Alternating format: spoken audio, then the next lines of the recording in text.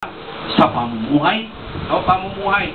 Sabihin ko po muli sa inyo, madalas ko itong iniingatan kayo ng salita ng Diyos, kaya kailangan ho itong ulit-ulitin.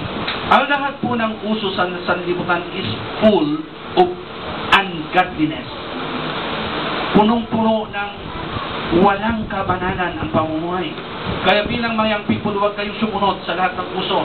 Madalas ko itong inuulit-ulit dahil nakikita ko po ang mga young people, mukha na lang ang kulang para magkaroon ng tato sa buong mukha. Pero lahat ng katawan, mayroon ng mga tato. Sa Biblia, Leviticus 19:28, huwag magpalagay ng tato. Kung mayroon na kayong tato, huwag nyo nang dagdagan. Sabihin nga po natin ulit, amen? Okay. Yung mga hikaw-hikaw, huwag kayong sumunod. Ha? Yung gupit ng buhok na para mga Texas na manok, na kung saan pinatulis na pagdadagdag yung butiki. Barbecue ang labas ng butiki. Huwag kayong sumunod sa mga ganong mga uso. Bakit? Kayo ay mga anak ng Diyos. Kayo ay kamukha ng Diyos. Amen po ba?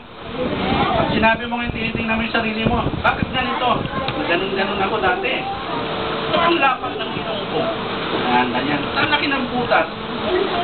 Ganyan ako tumingin sa sarili ko noon. Pero ngayon, pagka tumingin ako, feeling wapo. Di ba, mga young people, amen po ba? Ito si Jeff, gandang lalaki nito eh. Naks naman, nahiya pa siya, pero totoo. Okay, pero totoo yan. Mga young people, baka sabihin nyo, ay, mas magandang lalaki siya kaysa sa akin.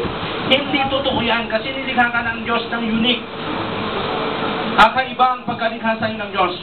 Kaya young people, huwag mong hayaang hamakin kaninuman. Dapat maging huwarang kayo sa pananampalataya, sa kabanalan, sa pananalita, at sa pag-ibig. Ano pa, young people? 2 Timothy, doon din sa ano na yon. 2 Timothy chapter 1, verse 22. Sabi po rito, pakinggan niyo po, mga young people, lumayo ka sa masasamang nasa ng kabataan at sundin mo ang katwiran, pananampalataya, pag-ibig, kapayapaan, kasama ng mga nagsisitawag sa Panginoon mula sa punot pusong dalisay. Huwag kang makikisali sa mga pagtatalong walang kabuluhan. Yamang alam mong iyon ay nagbubunga lang ng kaguluhan. Ang lingkod ng Diyos ay di dapat makipag-away. Sa halip, dapat siyang maging mabait sa lahat. Mahusay magturo, hindi matampuhin, kailangan mahinaw niyang mapangaralan ang mga sumasalungat sa Kanya sa pag-asang patawarin sila ng Diyos. Mga kapatid, mga young people, mayroon nung kayong tinatawag na giftings pagdating sa pagtuturo. Pero alam mo ba ninyo, mahirap magturo kung ikaw mismo ay hindi mo sinasagawa ang iyong itinuturo. Sabihin nga po natin, amen. Okay, kaya nga madalas natin marinig doon sa television, walk what you talk. Gawin mo kung ano ang sinasabi mo. No, napakahalaga po nito para sa atin. Lalo na sa inyong mga young people, lumayo kayo sa mga masamang nasa ng kabataan. Relax of the flesh. Taas nga po ng kamay ng mga young people, mga single. Naitanong ito, sige pakibaba niyo.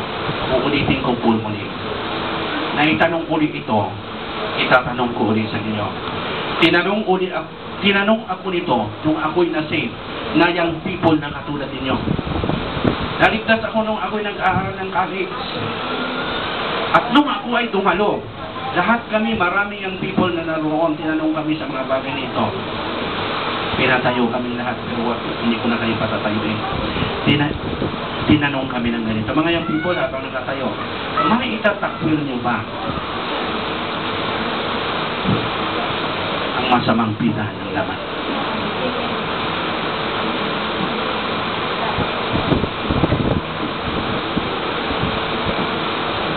Tulad ninyo, ako'y naging young people din.